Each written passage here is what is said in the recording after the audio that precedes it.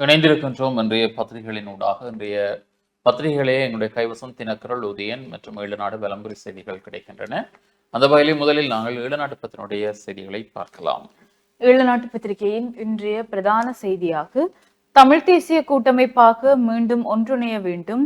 டெலோஃப்ளோட் EPR எல்எஃப்டம் தமிழரசுவின் பதில் தலைவர் கோரிக்கை என்றவாறு இன்று ஈழநாட்டு பத்திரிகையின் பிரதான செய்தி காணப்படுகிறது.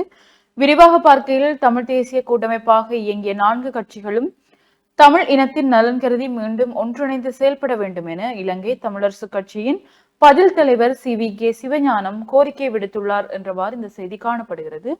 தொடர்ச்சியாக வலம்புரி நாளிதழின் பிரதான செய்தியை பார்க்கலாம். வலம்புரியினுடைய பிரதான தலைப்பு செய்தி, தமிழினத்தின் நலன்கருதி தமிழ் தேசிய கூட்டமைப்பாக மீண்டும் ஒன்றிணைய வேண்டும். டெலோப்ளட் EPRLF-க்கு இலங்கை தமிழரசு கட்சி கடிதம்.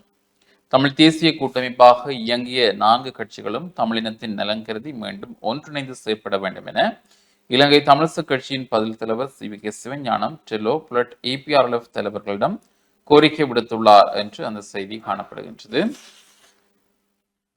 வட்டுவாகல் விகாரையின் கீழ் 2009ஆம் ஆண்டு யுத்தத்தில் சரணடைந்தோர் கொல்லப்பட்டு புதைக்கப்பட்டிருக்கலாம், ஆய்வு மேற்கொள்க நீதி அமைச்சரிடம் கூறினார் ரவிகரன் MP. அதாவது 2009ஆம் ஆண்டு இறுதிக்கட்ட யுத்தத்தின் போது இராணுவத்திடம் சரணடைந்தவர்கள் கொல்லப்பட்டு வட்டுவாகல் விகாரையின் கீழ் புதைக்கப்பட்டிருக்கலாம், எனவே அது குறித்த ஆய்வுகளை மேற்கொள்ளுமாறு அவர் கேட்டிருப்பதாகவும் ஒரு செய்தி. எரிபொருளுக்கு தட்டுப்பாடு இல்லை, செயற்கை பற்றாக்குறை உருவாக்க முயற்சி என்ற தலைப்பிலும் ஒரு செய்தி இடம் பிடித்திருக்கின்றது. நாட்டில் எரிபொருளுக்கு தட்டுப்பாடு இல்லை, பொருளாதார அபிவிருத்தி பிரதி அமைச்சர் அனில் ஜாயந்த் தெரிவித்துள்ளார். எரிபொருள் நிரப்பு நிலையங்களில் உருவாகியுள்ள வரிசைகள் குறித்து நேற்று பாராளுமன்றத்தில் கருத்து தெரிவிக்கும் போதே அவர் மேற்கண்டவாறு குறிப்பிட்டுள்ளார். நாடளாவிய ரீதியில் நேற்று முன்தினம் இரவு முதல் எரிபொருள் நிரப்பு நிலையங்களில் நீண்ட வரிசைகள் காணப்பட்டன. இந்நிலையில் எதிர்க்கட்சியினர் நாட்டில் மீண்டும் எரிபொருள் வரிசை யுகம் மலர்வதாக குற்றம் சாட்டினர். இதற்கு பதிலளிக்கும் போதே பொருளாதார அபிவிருத்தி பிரதி அமைச்சர் நாட்டில் எரிபொருளுக்கான தட்டுப்பாடு எதுவும் இல்லை என குறிப்பிட்டார். இதேவேளை சபை முதல்வர் பிமல் ரத்நாயக்கவும் நாட்டில் எரிபொருளுக்கான தட்டுப்பாடு நிலவவில்லை எனவும் எரிபொருள் தட்டுப்பாடு உள்ளது போன்றதொரு பின்னணியை உருவாக்குவதற்கு சில குழுக்கள் முயற்சிப்பதாகவும் இதன் போது சுட்டிக்காட்டினார் என்கிறவாறு அந்த செய்தி காணப்படுகின்றது. ஜனாதிபதி அலுவலகத்துக்கு சொந்தமான சொகுசு வாகனங்கள் ஏலம். ஜனாதிபதி அலுவலகத்துக்கு சொந்தமான 14 சொகுசு வாகனங்கள் மற்றும் பாவனையில் இருந்து ஒதுக்கப்பட்ட 6 வாகனங்கள் வாகன உதிரிப்பாகங்கள் விற்பனை செய்வதற்கான ஏலம் நேற்று முன்தினம் நடைபெற்றதாக ஒரு செய்தி. இரணைமடு குளத்தின் வான்கதவுகள் திறப்பு. தற்போது நிலவும் மழையுடன் கூடிய காலநிலையினால் இரணைமடு குளத்தின் நீர்வரத்து அதிகரித்த ஒரு சூழ்நிலையிலே கூடுதல் நீரை வெளியேற்றும் நோக்கில் 4 வான்கதவுகள் 6 இன்ச் அளவுக்கு திறக்கப்பட்டிருப்பது என்றும் இங்கே கூறப்பட்டிருப்பதாக சொல்லப்பட்டிருக்கிறது. இதனால் குளத்தின் கீழ்ப்பகுதியில் உள்ள மக்கள் விழிப்புடன் இருக்குமாறு கேட்டுக் கொள்ளப்படுகின்றனர். மேலும் கந்தளாய் குளத்தின் நீர்மட்டம் அதிகரித்து வருவதால் 10 வான்கதவுகளும் நேற்று சனிக்கிழமை திறக்கப்பட்டிருக்கின்றது. மோடி ரணில் சந்திப்பு என்ற செய்தி காணப்படுகிறது. வடமாநிலத்தில் மழை தொடரும். வடமாநிலத்தில் பல இடங்களில் இடியுடன் கூடிய மழைக்கு சாத்தியம் காணப்படுவதாக வளிமண்டலவியல் திணைக்களம் அறிவித்துள்ளது. மேலும் நாட்டின் கிழக்கு, தென், ஊவா ஆகிய 3 மாகாணங்களிலும் மாத்தளை, நுவரெலியா மற்றும்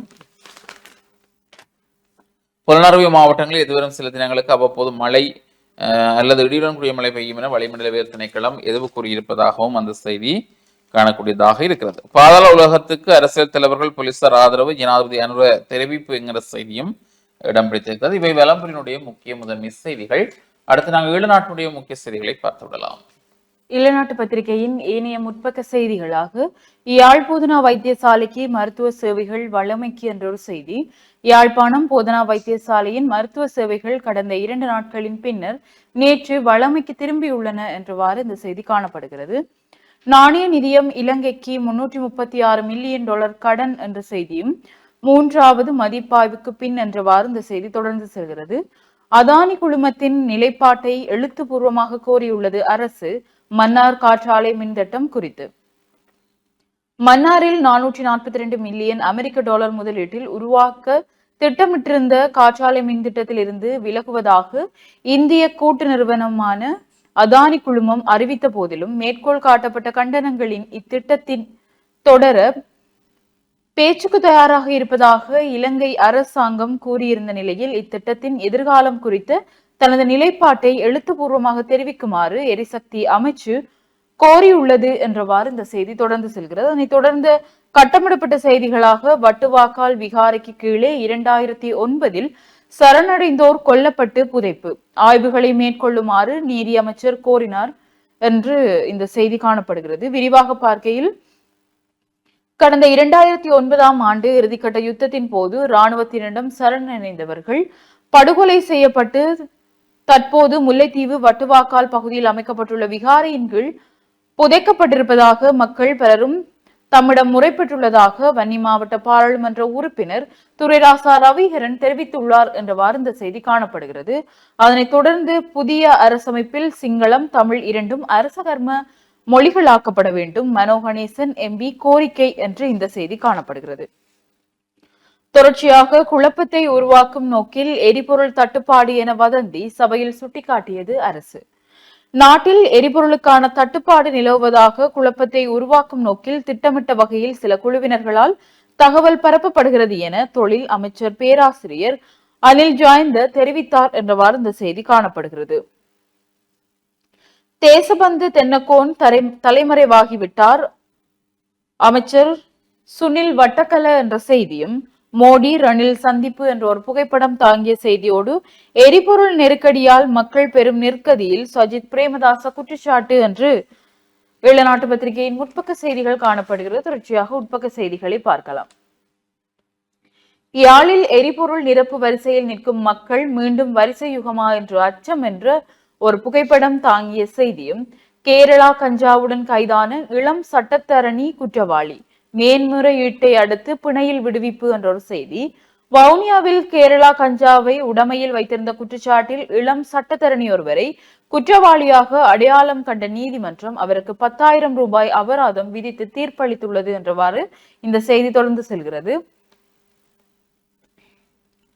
ராணுவம் போலீஸ் இடையே வேறுபாட்டை காண முடியவில்லை கஜேந்திரகுமார் எம்பி தெரிவிப்பு என்ற செய்தியும் செம்பியன் பற்று வடக்கில் இரவோடு இரவாக காடழிப்பு என்ற ஒரு செய்தி.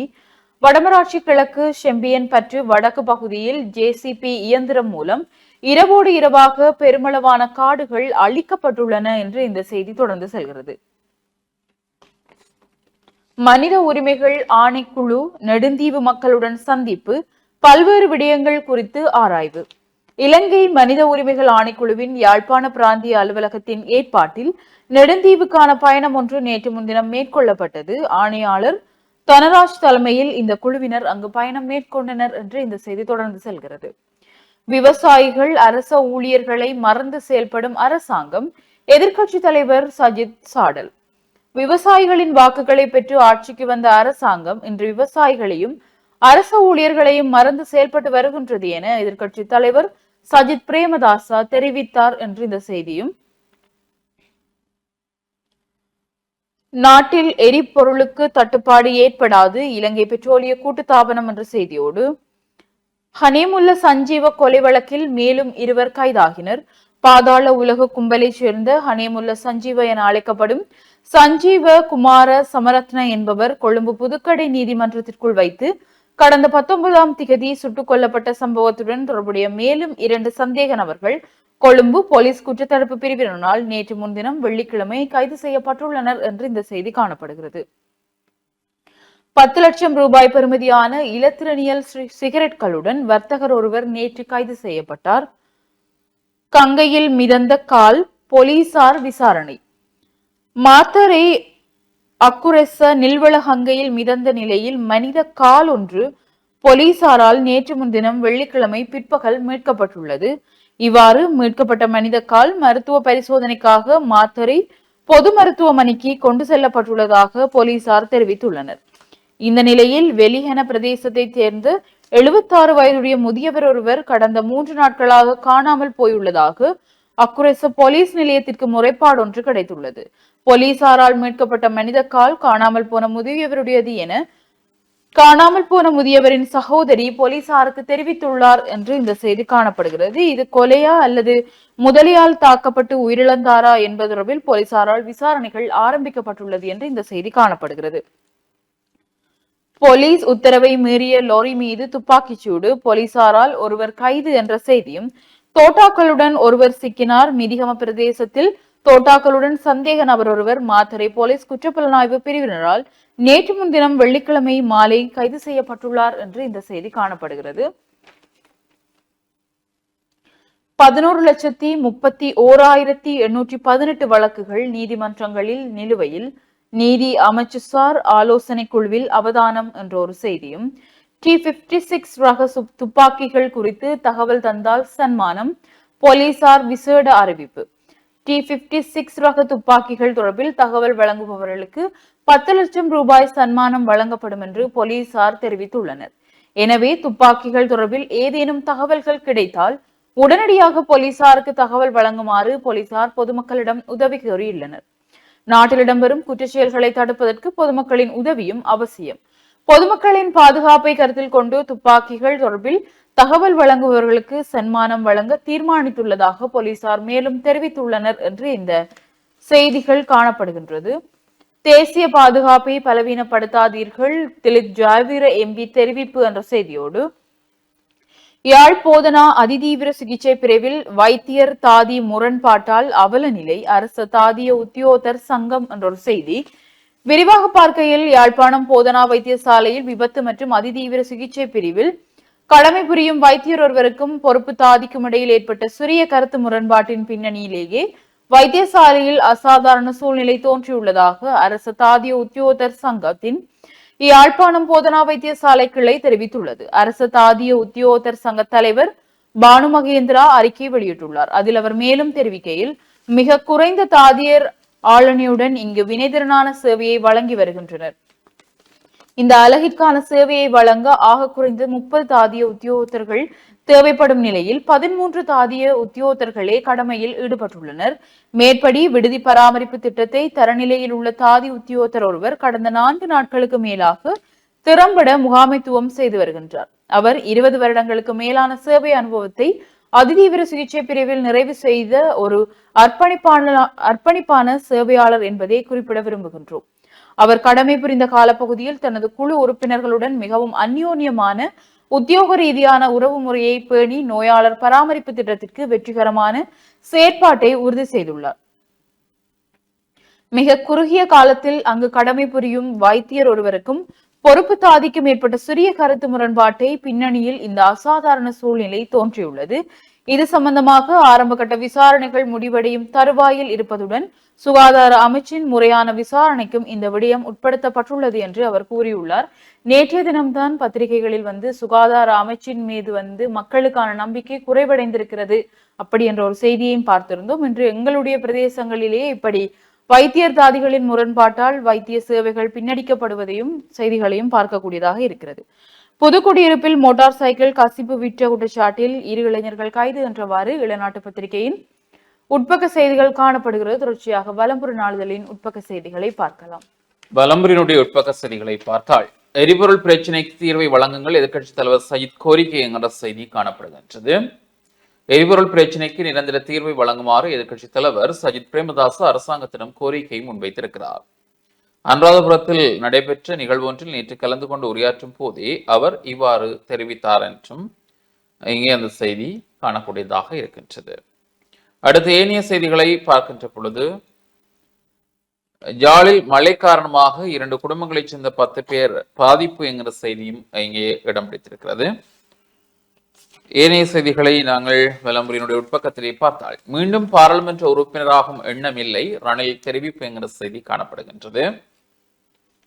எரிபொருளுக்கு தட்டுப்பாடு இல்லை, உறுதிபட தெரிவித்தது அரசாங்கம். 334 மில்லியன் அமெரிக்க டாலர் இலங்கைக்கு வழங்க IMF ஒப்புதல் என்கிற செய்தி.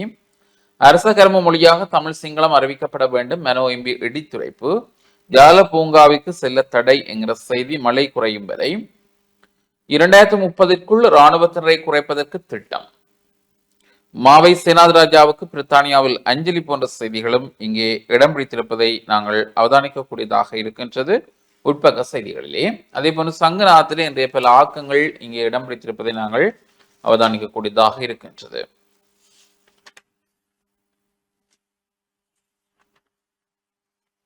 காட்சிப்படுத்தப்பட்டுள்ள வாகன இலக்க தகடுகள் மோட்டார் வாகன போக்குவரத்து திணைக்களத்தின் தலைமை அலுவலகத்திலிருந்து 2025/2/19 எமது அலுவலகத்துக்கு கிடைக்கப்பெற்ற வாகன இலக்க தகடுகளின் பட்டியல் யாழ் மாவட்டத்தில் உள்ள அனைத்து பிரதேசங்களிலும் மாவட்ட சேலத்தில் உள்ள மோட்டார் போன மாவட்ட மோட்டார் வாகன போக்குவரத்து திணைக்களத்திலும் பொதுமக்களின் பார்வைக்காக அறிவிப்பு பலகையில் காட்சிப்படுத்தப்பட்டுள்ளது என்றும் அங்கே அந்த செய்தி காணப்படுகின்றது.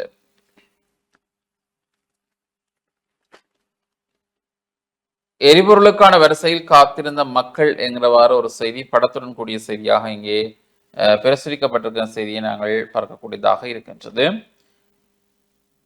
அதுவும் முக்கிய செய்தியாக இங்கே அமைந்திருப்பதை அவதானிக்கக்கூடியதாக இருக்கின்றது.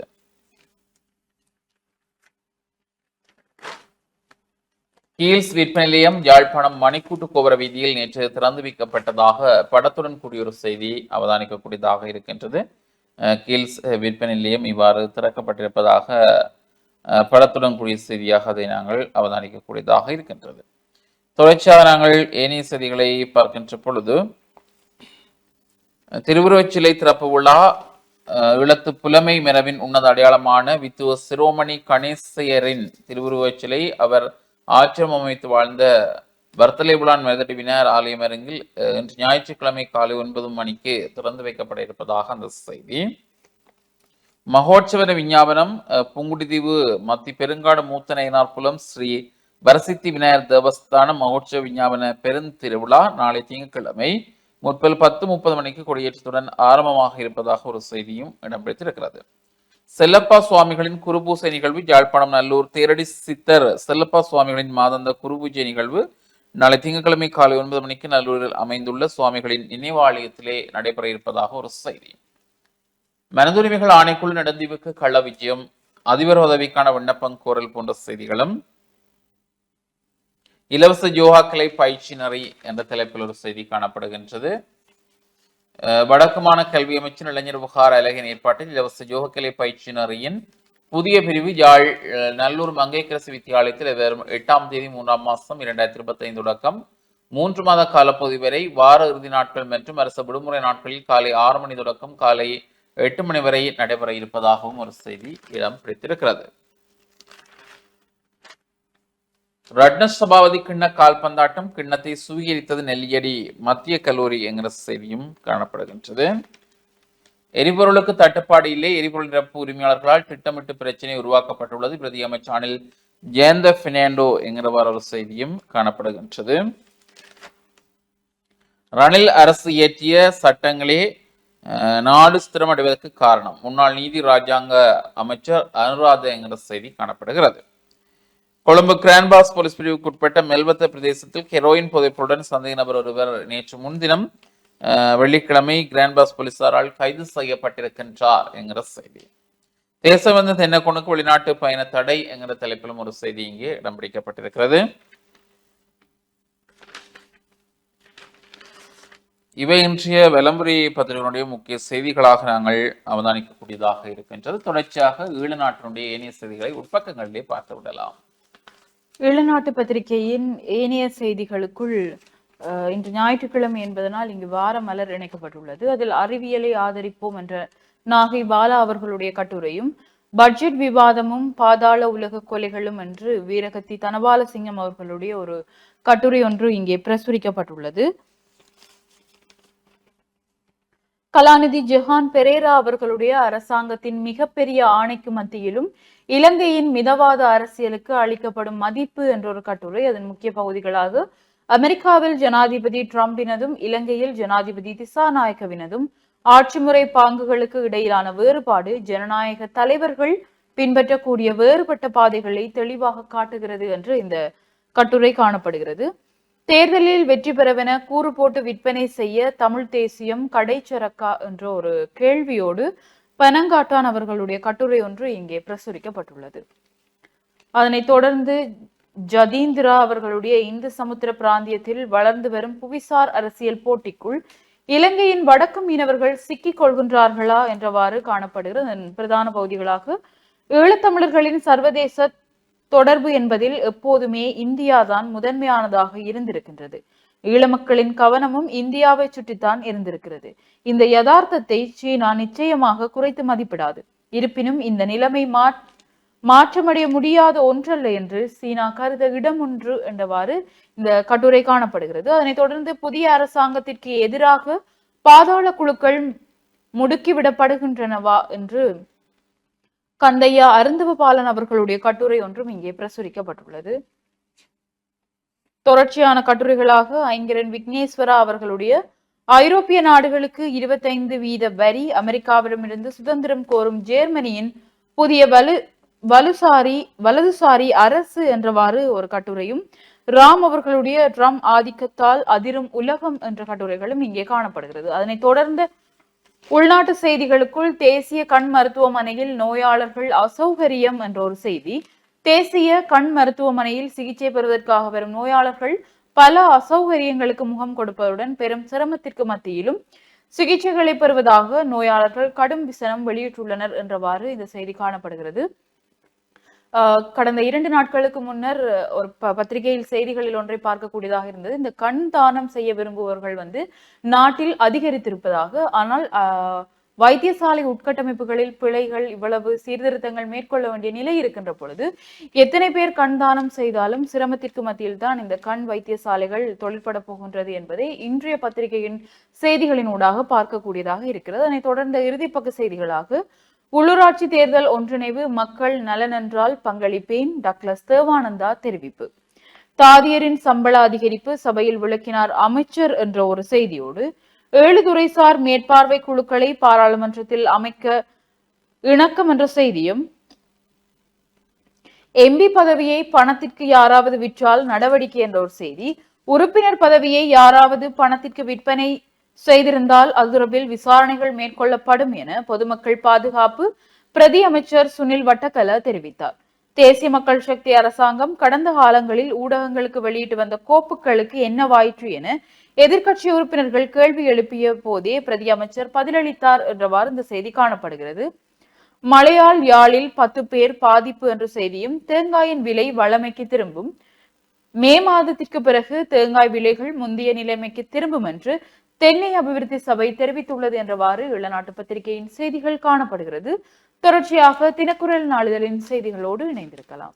தினக்குரலுடைய செய்திகளை நாங்கள் பார்க்கின்ற பொழுது, மன்னார் காற்றாலை விவகாரம் அதானி குழுமத்துடன் மீளவும் பேச முயற்சி என்கிற செய்தி. மன்னார் மாவட்டத்தில் 442 மில்லியன் அமெரிக்க டாலர் மதிப்பிலான காற்றாலை மின் உற்பத்தி திட்டத்திலிருந்து அதானி குழுமம் விலகுவதாக அறிவித்துள்ள நிலையில் கட்டணங்கள் தொடர்பில் மீளாய்வு செய்வதற்கான பேச்சுவார்த்தைகளை ஆரம்பிக்க அரசாங்கம் முயற்சித்திருப்பதாக ஒரு செய்தி காணப்படுகின்றது. முன்னாள் போலீஸ் அதிபர் தேசபந்து தென்னக்கோன் தப்பியோடி தலைமறைவு என்கின்ற தலைப்பிலும் ஒரு செய்தி. வடமானத்தில் கண்டுபிடிக்கப்பட்டுள்ள மனித புதைகுழிகளின் சாட்சிகளை பாதுகாக்க நடவடிக்கை எடுங்கள் என்கிற செய்தி. தமிழினத்தின் நலனுக்காக தமிழ் தேசிய கூட்டமைப்பு மீள உருவாக வேண்டும் என்கிற தலைப்பிலும் ஒரு செய்தி. வட்டுவால் விகாரையின் கீழ் தமிழரின் சிறலங்களா விசாரணை நடாத்த ரவிகரன் கோரிக்கை. மெனிக்வா முகாமில் இருந்து 27 தமிழ் இளைஞர்கள் கொலை செய்யப்பட்டனர், சடலங்கள் கடலில் வீசப்பட்டது, சாணைக்கு நம்பி போன்ற செய்திகள் இங்கே முன்பக்கத்திலே இடம் பிடித்திருக்கின்றது. உட்பக்க செய்திகளை பார்த்தால் ஆக்கங்கள் இன்றைய நாளிலே பல, இங்கே தினக்குரல் பத்திரிகையிலே ஆக்கங்கள் தான் பல காணப்படுகின்றன. ஒரு கட்டுரைகளும் இங்கே எழுதப்பட்டிருக்கின்றது, சினிமாக்கள் காணப்படுகின்றது. அதே போன்று பல விதமான ஆக்கங்களும் இங்கே செய்திகளாக இடப்பட்டிருக்கின்றன. வடமானத்தில் கண்டுபிடிக்கப்பட்டுள்ள மனித புதைக்குழிகளின் சாட்சிகளை பாதுகாக்க நடவடிக்கை எடுங்கள், போர்க்குற்றங்கள் இனப்படுகொலைகள் தொடர்பில் அன்று அரசாங்கம் விசாரணைகள் நடாத்தப் போவது இல்லை என கூறியுள்ள நாடாளுமன்ற உறுப்பினர் கஜேந்திரகுமார் பொன்னம்பலம், செம்மணி, கொக்குத்தொடுவாய், மன்னார் மனித புதைக்குழிகளின் சாட்சியங்கள் அளிக்கப்படாமல் பாதுகாக்கப்பட வேண்டும் எனவும் வலியுறுத்தி இருக்கிறார் என்கிற செய்தி. தமிழினத்தின் நலனுக்காக தமிழ் தேசிய கூட்டமைப்பு மீள் உருவாக வேண்டும் என்கிற தலைப்பிலும் ஒரு செய்தி. எல்போர்ட் சாரதிகளுடன் போவதா, நான் பெராரி உரிமம் வைத்திருக்கும் சாரதி. முன்னாள் ஜனாதிபதி ரணில் விக்ரமசிங்க நாடாளுமன்றத்துக்கு நுழைய உள்ளதாக வெளியான தகவல்களை அவர் மறுத்துள்ளதுடன் பெரிய உரிமம் உள்ள ஒருவர் எல்போட் ஓட்டுநர்களுடன் நேரத்தை செலவிடுவதில்லை என்று பதிலளித்துள்ளார் என்று அந்த செய்தி காணப்படுகின்றது. மோடி ரணில் சந்தித்து பேச்சு என்கிற செய்தி. புலமை பரிசலுக்கு விண்ணப்பிக்க முடியும் என்கிற செய்தி. தமிழினத்தின் நலனுக்காக தமிழ் தேசிய கூட்டமைப்பு மீள் உருவாக வேண்டும் என்கிற தலைப்பிலும் ஒரு செய்தி காணப்படுகின்றது. ரயில் சாரதிகளின் பற்றாக்குறையால் தினமும் 50 சேவைகள் ரத்து என்ற தலைப்பில் ஒரு செய்தி காணப்படுகின்றது.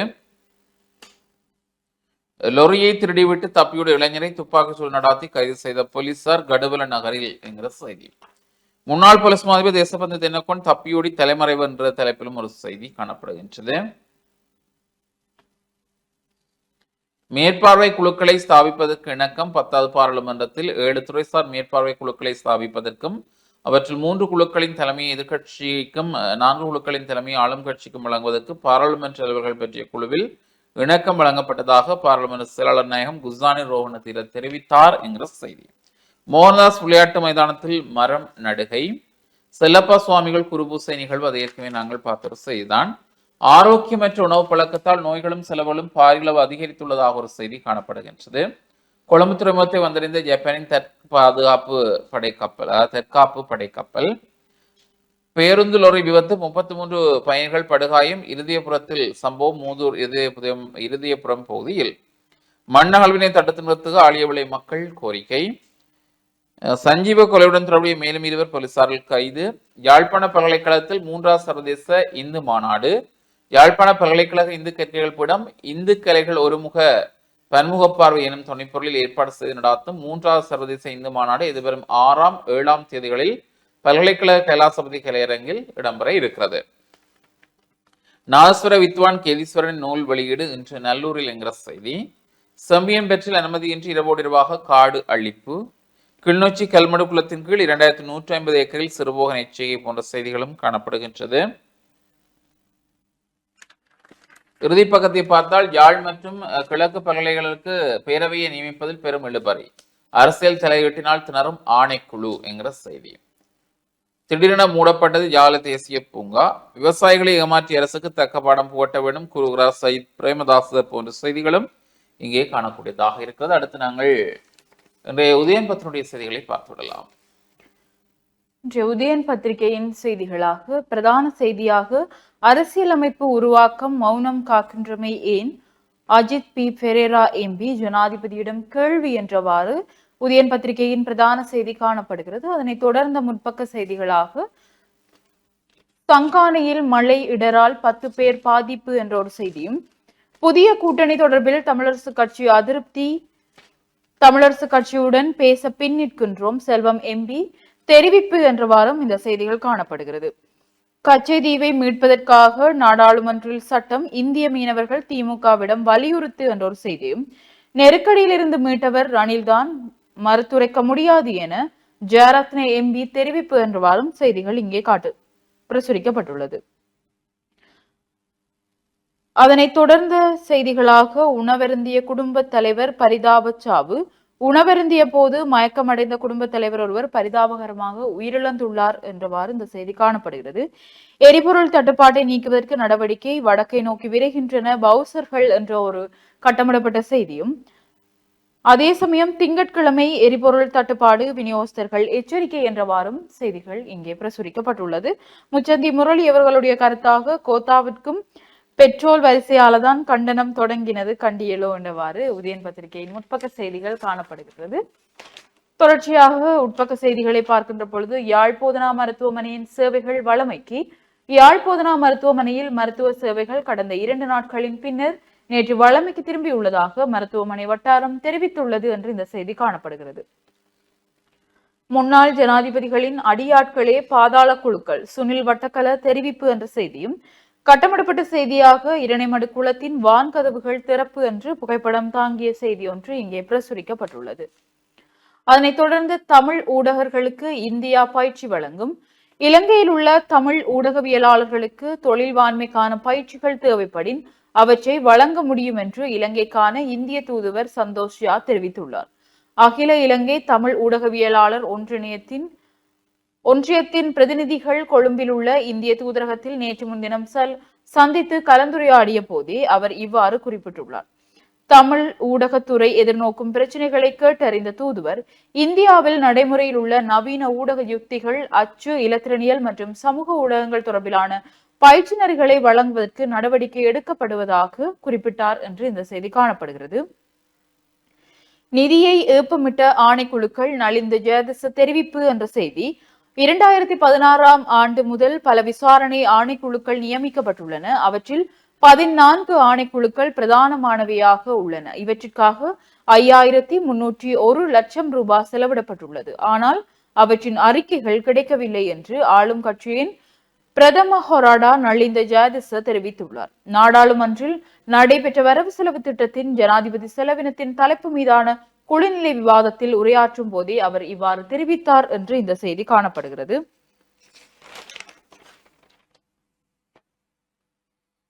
அச்சுவேலி கைத்தொழிற்பேட்டையை பார்வையிட்டார் இளங்குமரன் எம்பி என்ற ஒரு செய்தியும், இலங்கைக்கு 4வது தவணை கடன் IMF அங்கீகாரம், நீடிக்கப்பட்ட நிதி வசதி திட்டத்தின் கீழ் இலங்கைக்கு மேலும் 334 மில்லியன் அமெரிக்க டாலரை உள்ளடக்கிய 4வது தவணைக்கான கடனுதவியை வழங்குவதற்கு சர்வதேச நாணய நிதியத்தின் நிறைவேற்று சபை அங்கீகாரம் வழங்கியுள்ளது என்றவாறு இந்த செய்தி காணப்படுகிறது. அதனைத் தொடர்ந்து கட்டமிடப்பட்ட செய்தியாக 162 இலங்கையர்கள் தாதிய சேவைக்காக இஸ்ரேலுக்கு என்ற செய்தியும், இன்று ஞாயிற்றுக்கிழமை என்பதனால் உதயன் பத்திரிகையில் சஞ்சீவி நாளிதழும் இணைக்கப்பட்டுள்ளது. நிலாந்தன் அவர்களுடைய புதிய கூட்டுக்கள் பழைய பகைமைகள் என்றவாறு ஒரு கட்டுரை இங்கே பிரசுரிக்கப்பட்டுள்ளது. ஒரு கிரிக்கெட் ரசிகன் பார்வையில் தில்லைநாதன் கோபிநாத்தின் துடுப்பாட்டம் என்ற சின்னராஜா விமலன் அவர்களுடைய சென்ற வார தொடர்ச்சி கட்டுரை ஒன்று இங்கே பிரசுரிக்கப்பட்டுள்ளது. போரின் கவிதை பவித்ரா என்ற ஒரு கவிதை ஒன்றும் இங்கே பிரசுரிக்கப்பட்டுள்ளது, ஆனந்தி அவர்களுடையது. யாழ்குடா நாட்டு மக்களுக்கு அவசரமா ஒரு கடதாசி என்ற அப்பாவி அன்னமுத்து அவர்களுடைய யாழ்குடா நாட்டு மக்களுக்கான ஒரு கடதாசியும் ஒன்று இங்கே இணைக்கப்பட்டுள்ளது. அதனைத் தொடர்ந்து சங்க பெண்பால் கவிஞர்களின் பார்வையில் தமிழர் பண்பாடும் வாழ்வியலும் ஒரு நோக்கு என்ற பேராசிரியர் சிவனேசன் சிவானந்தமூர்த்தி அவர்களுடைய கட்டுரை ஒன்று பிரசுரிக்கப்பட்டுள்ளது. சென்ற வாரத்தின் தொடர்ச்சி. வல்வெட்டித்துறை ஒரு படுகொலையின் வாக்குமூலம் மார்ச் 2025 என்று அந்த கொலை தொடர்பான விளக்கங்களும் அதற்கு பின்னணியும் அதன் பின்னணி சூழமைவு என்று அந்த குறிப்பிட்ட சம்பவம் தொடர்பான விரிவான விளக்கம் ஒன்று இங்கே இணைக்கப்பட்டுள்ளது. அதனைத் தொடர்ந்த கட்டுரைகளாக நினைவுகளில் தமிழறிஞர்கள், உமா மகேஸ்வரம் பிள்ளை அவர்களுடைய நினைவுகளும் தமிழறிஞர்களும் என்று இந்த கட்டுரை காணப்படுகிறது. துவாரகன் அவர்களுடைய கட்டுரை பகுதியாக இது காணப்படுகிறது. அதனைத் தொடர்ந்து பகுத்து அறிந்து செயற்பட்டால் களங்கமா ஏற்படும் என்ற உருத்திரலிங்கம் அவர்களுடைய ஒரு கட்டுரை பகுதியும் இங்கே பிரசுரிக்கப்பட்டுள்ளது. அதனைத் தொடர்ந்து சிறுவர்களின் கைவண்ணங்கள் பகுதிகளில் சிறுவர்களின் கைவண்ணங்கள் இங்கே பிரசுரிக்கப்பட்டுள்ளது. தனுஷ்காந்த் கொக்குவில் இந்து கல்லூரி அவர்களுடையது, ஆத்யா செல்வகணேஷ் சுண்டுக்குழி மகளிர் கல்லூரி, அதிபன் மகாயனா கல்லூரி, செரோமி புனித ஜோன் பொஸ்கோ வித்யாலயம் என்ற மாணவர்களுடைய ஆக்கங்களும் இங்கே பிரசுரிக்கப்பட்டுள்ளது. அதனைத் தொடர்ந்து தவராசா அவர்களுடைய ஊடகவியலாளர்களை குறிவைத்து வேட்டை என்ற ஒரு கட்டுரையும், அடங்கா தமிழன் சுந்தரலிங்கம் என்றவாறும் பல கட்டுரைகள் இங்கே பிரசுரிக்கப்பட்டுள்ளது. இவைதான் பொதுவாக ஆக்கங்களாக காணப்படுகிறது. அதனைத் தொடர்ந்த உள்நாட்டு செய்திகளுக்குள் குறிக்கட்டுவான் இறங்கு துறையை சீரமைக்க ரூபாய் 500 மில்லியன் ஒதுக்கீடு என்ற செய்தியும், சூட்டு பயிற்சி மீனவர்களே அவதானம் என்ற ஒன்று, வடமராட்சி கிழக்கு கடற்பகுதியில் இலங்கை கடற்படையினர் இன்று துப்பாக்கிச் சூட்டு பயிற்சியில் ஈடுபட உள்ள நிலையில் மீனவர்கள் மிகவும் அவதானமாக இருக்க வேண்டும் என்று அறிவுறுத்தல் வழங்கப்பட்டுள்ளது. இதன்படி காலை 9 மணி தொடக்கம் 4 மணி வரை இந்த பயிற்சிகள் இடம்பெற உள்ளன என்றவாறு இந்த செய்தி பிரசுரிக்கப்பட்டுள்ளது. வடமராட்சி கிழக்கு கடற்பகுதியை அண்மையில் உள்ள மீனவர்கள் அவதானமாக செயற்படுமாறு எச்சரிக்கை விடுக்கப்பட்டுள்ளது. அதனைத் தொடர்ந்து செய்திகளாக போரில் சரணடைந்தோரை புதைத்து அதன் மேல் விகாரைகள் முளைப்பா, உண்மையை கண்டறியுங்கள் நீதியமைச்சிடம் ரவிகரன் எம்பி வலியுறுத்து என்று நாங்கள் ஏலவே விரிவாக பார்த்த செய்தியும், கசிப்புடன் யாழ்ப்பாணத்தில் 2 கைது என்றவாறு உதயன் பத்திரிகையின் செய்திகள் காணப்படுகிறது. இவைதான் பொதுவாக இன்றைய நாளில் வெளிவந்திருக்கக்கூடிய 4 பத்திரிகைகளின் செய்திகளின் ஒரு பார்வையாக இருக்கின்றது. தொடர்ச்சியாக நிகழ்ச்சியில் சிறிய விளம்பர இடைவெளியை தொடர்ந்து சந்திக்கலாம்.